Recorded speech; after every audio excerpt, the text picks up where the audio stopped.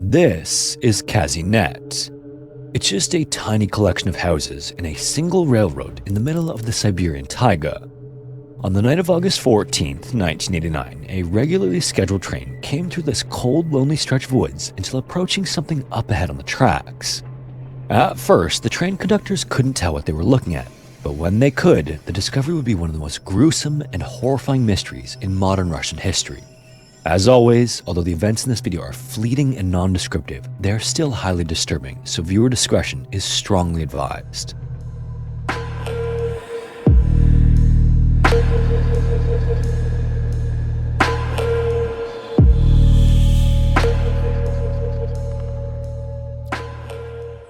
The village of Kazinet in Russia is the kind of place that doesn't show up on most maps. It's tucked deep within the Siberian taiga, surrounded by an endless sprawl of pine and birch trees, and it's actually less of a village and more of a scattering of houses along a lonely stretch of railroad tracks. And with a population of about 24 people, there are no shops, signs, or proper roads, just train tracks, a few homes housing railway workers and their families, and a few dirt roads that seem to lead into the forest to nowhere. And given its location in August, the nights here are deceptively cold. Summer days can turn to sudden frost, and the sun vanishes quickly. By midnight, the landscape is swallowed by the kind of darkness that makes you feel like you're being watched.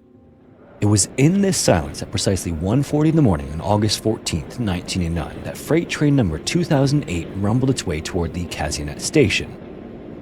This train was massive, 70 cars long, hauled by a heavy locomotive and helmed by two experienced railroaders, brothers Vadim and Igor Supernenko. They'd passed through Kazinet countless times before, but this time was different. As the train approached the station, the brothers noticed something on the tracks ahead. Whatever it was difficult to make out in the sweep of the headlights initially, but Vadim sounded the horn, and at the same time he slammed on the emergency brakes. Unfortunately, a fully loaded freight train doesn't exactly stop on a dime, so despite the brothers' best efforts, they couldn't stop before they heard and felt the inevitable crunch beneath the steel wheels of the train. When it finally came to a stop, the brothers climbed down with their lanterns and started walking along the rails. They were used to wildlife near the tracks and even debris or the odd fallen branch, but this obstruction seemed completely out of the ordinary. And what they would eventually find would scar them for life. There, spread across the tracks, were the torn remnants of 7 people, although they might not have known quite how many people there were at the time. What was clear was that there was no movement or signs of life at all, and it didn't take much more than a momentary glance to determine that. The Supernenko brothers stood over the wreckage of what had once been a group of boys and realized they'd just become the unwilling participants of something horrific, something that couldn't possibly be explained by a simple accident. As soon as the dispatcher was alerted, the police from the nearby much larger Ambient station were sent to the scene. Floodlights arrived afterward, villagers were woken up to assist, and the grim task of retrieving the many parts began. Soon their names came in one by one, each one being realized to have come from the small community of Mesterchansk. Dmitry, Nikolai, Vadim, Oleg, Vyacheslav, Roman, and Victor, all of them just 15-year-old friends. They were a tight-knit group of boys who played soccer together, attended school together, helped their parents, and they'd apparently gone on a simple weekend trip to collect cedar cones in the forest. Frustratingly though, according to investigators, this was nothing more than a tragic accident. The boys had ventured into the taiga on August 12th and by the following night intended to return home on the 10:39 p.m. train. Something, however, had obviously gone terribly wrong. Maybe they lost track of time, or maybe they got turned around in the woods. Whatever the reason, they apparently missed their train, and according to the initial report, they allegedly lay down to rest on the railway tracks. Even more strangely, their backpacks were found later, lined up about 820 feet or 250 meters away. That detail would be the thing that made headlines: 7 bags placed in a row near the tracks, as if part of some kind of ritual or pact. And the implication was haunting, and reporters didn't hesitate to spin it as a possible agreement between the boys to end things. The idea was put forth that maybe it was deliberate. To the parents, however, this made no sense. These weren't reckless, troubled kids. They'd experienced in the wilderness, they weren't known to drink, and the toxicology report proved it as no alcohol was found in any of their systems.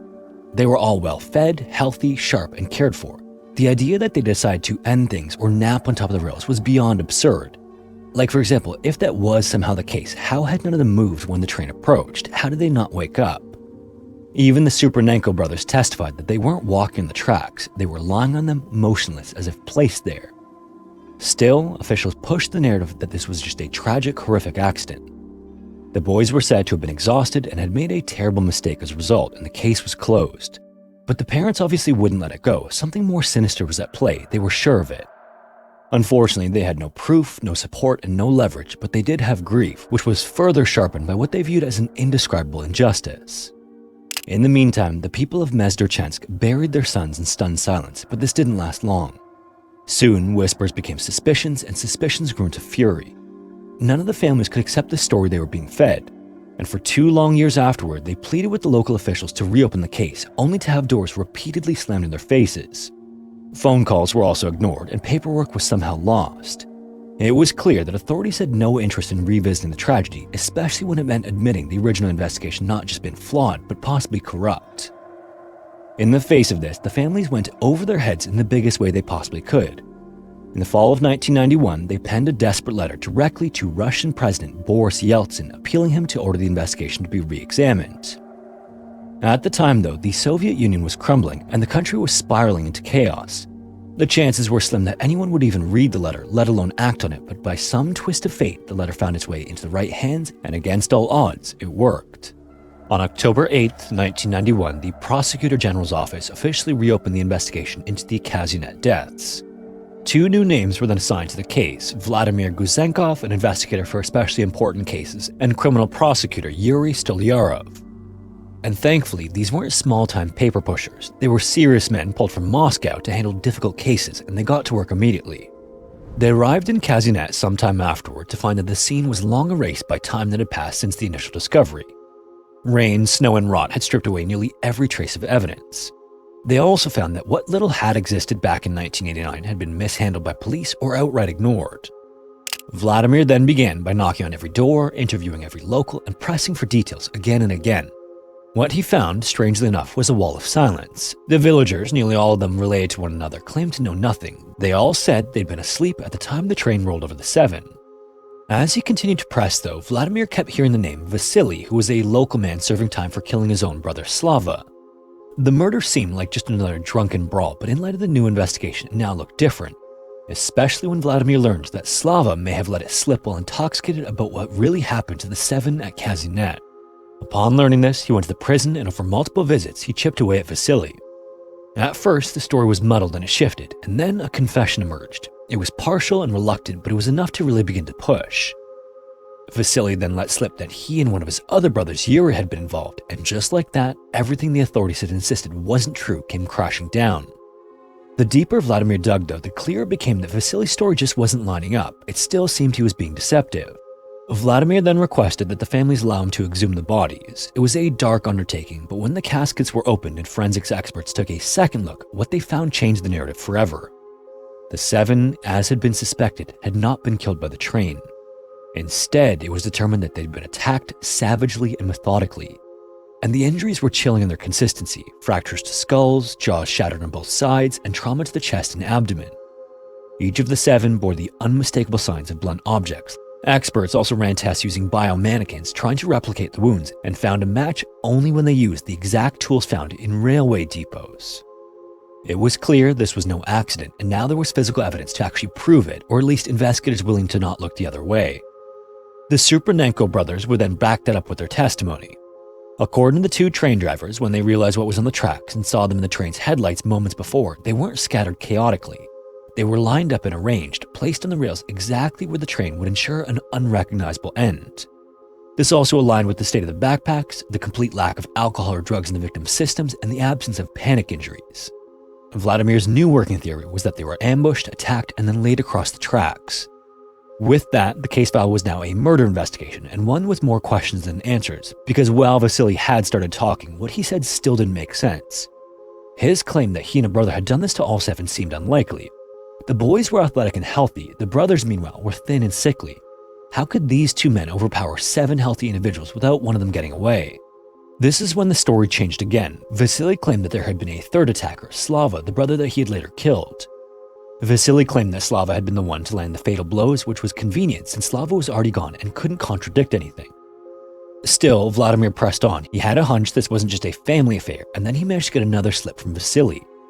During a separate interrogation, Vasily blurted out a new name, Nikolai. This wasn't the name of just some villager, it was that of a senior police lieutenant from the nearby village who was in Kazinet that weekend visiting relatives. He was also a man of authority and power. When Vladimir caught up with Nikolai, Nikolai claimed that he had left the village well before the incident, and this seemed like an ironclad alibi until the locals contradicted him. Nikolai had been there at the time of the incident after all. Witnesses claimed to have seen him drinking with the brothers and a local foreman of the track crew. They were all together that night and they were consuming heavily, apparently liters of homebrew. Eventually, through more conversation, another name surfaced. A man named Pyotr, who was the foreman's brother, but Pyotr wouldn't be talking to Vladimir. It's not that he refused, it's that he was dead, having apparently ended things not long after the investigation reopened. At this point, things were coming together to form a disturbing picture. Then, during one particularly grueling round of questioning, the local foreman broke.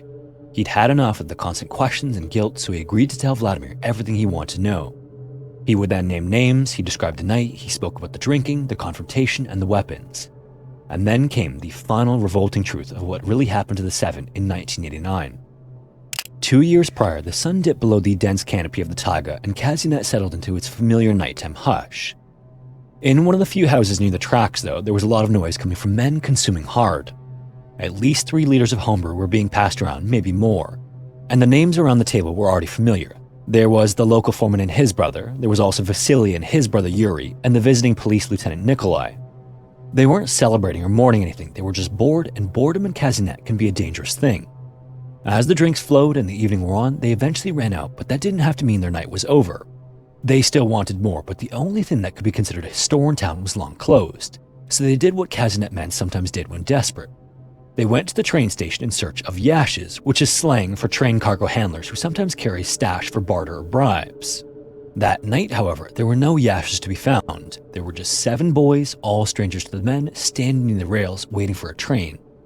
They would claim that the boys were trying to short-circuit the rails using a piece of wire to trip the signal and stop the next train so they could hop aboard, but that story never held water. There was no wire or proof, and the boys had come prepared to leave on the 10:39 p.m. electric train. They knew the schedule by heart and had no reason to interfere with the tracks, but the men latched onto the excuse anyway. They needed any sort of justification, no matter how thin. A confrontation then erupted, voices rose, and then the attack began. According to the confessions, everything started with a police lieutenant. He was strong, muscular, armed, and filled with a sense of authority, and he didn't hesitate. When one of the 7 supposedly mouthed off to him, maybe trying to stand up for his friends or trying to defuse the situation, Nikolai hit him in the head with the butt of his firearm. This was apparently instantly fatal, causing the others to freeze. And for a split second afterward, the boys didn't believe what had just happened. Nikolai then shouted to the other men to finish them off and leave no witnesses. What followed was chaos. Any tools within reach were grabbed, and the men descended like animals. Some of the 7 tried to run, and one of them likely could have escaped, but Nikolai still had his firearm. He then commanded them to stop or he'd use it. Those who were yet to be attacked then froze again, and the men continued until they were all lying in the dirt beside the rails. Afterward, Nikolai, a supposed protector of law and order, directed the others again, this time to stage the scene. A train was due to pass soon, so they moved the 7 carefully and deliberately across the tracks. Then they lined up their backpacks a few hundred feet away to help sell the story that these were just tired and foolish boys who lay down to rest. Then when the grisly task was complete, the men scattered. Later, the 1:40 a.m. train would come through Kazinet, obliterating the remains. By the time the Supernenko brothers stepped off their freight train and walked the track with their lanterns in hand, the men were long gone and the boys were well beyond saving. And with that, the truth, as ugly and deplorable as it was, had finally been revealed. By the time the case reached court, the entire country was watching. And despite the court convening in 1995, nearly 6 years after the initial discovery, the courtroom was packed with parents of victims, reporters, locals, and just people who had followed the case.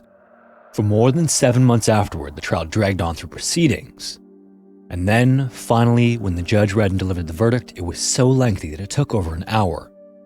Nikolai, who led the attack, was sentenced to capital punishment, as was the foreman and brothers Vasily and Yuri. Finally, it seemed justice had been served. This seemed like a rare moment of accountability in a system where things could often be volatile, but just as the men began to wait in their cells, the country took a political pivot. In a move aimed at joining the Council of Europe, Russia began aligning its laws with the European human rights standards, including the abolition of capital punishment. On May 31, 1996, the first deputy chairman of the Supreme Court of Russia filed a protest. In it, he asked to overturn the verdict of the court and transfer the case for a new investigation. The Supreme Court then agreed, and just like that, everything unraveled. Not only were the sentences tossed out, but due to the convoluted legal mess and procedural timelines, the previously convicted men were released just like that. And they weren't retried or held in custody, they were just set free. And if you can believe it, things got even darker from there. After his release, Vasily attacked a cousin of his who, according to some, had known everything and wasn't planning to keep his mouth shut during the reopened investigation. Meanwhile, Yuri, who was one of the brothers who was convicted, was also found dead by either suffocation or sudden pneumonia, depending on which report you believe. Then came the most chilling incident of all. A railroad worker who was one of the key witnesses who had helped remove the 7 from the tracks was also found under the wheels of a train at Kazinet, allegedly as the result of slipping and falling on the tracks. So as horrific as the initial incident was, somehow it hadn't just ended in 1989.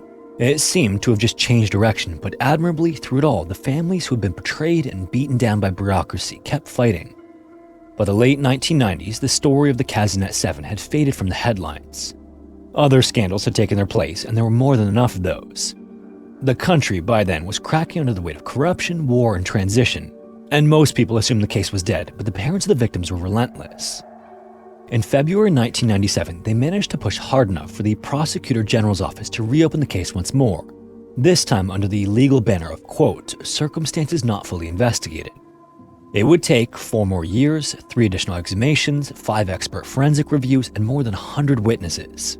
There were testimonies not previously considered, forensics experts re-examining these same broken bones, and mountains of old paperwork that were hauled back out under the light of government offices. And through it all, one name that kept coming out during those years was that of Nikolai. Since his release, he had become a municipal deputy. You heard that right, one of the central figures in the murder of the 7 had parlayed his time out of prison into a political seat, but in the fall of 2001, something miraculous happened. The Supreme Court of the Republic of Kakasha issued a new verdict, and Nikolai, the foreman, and Vasily were once again found guilty of the murders.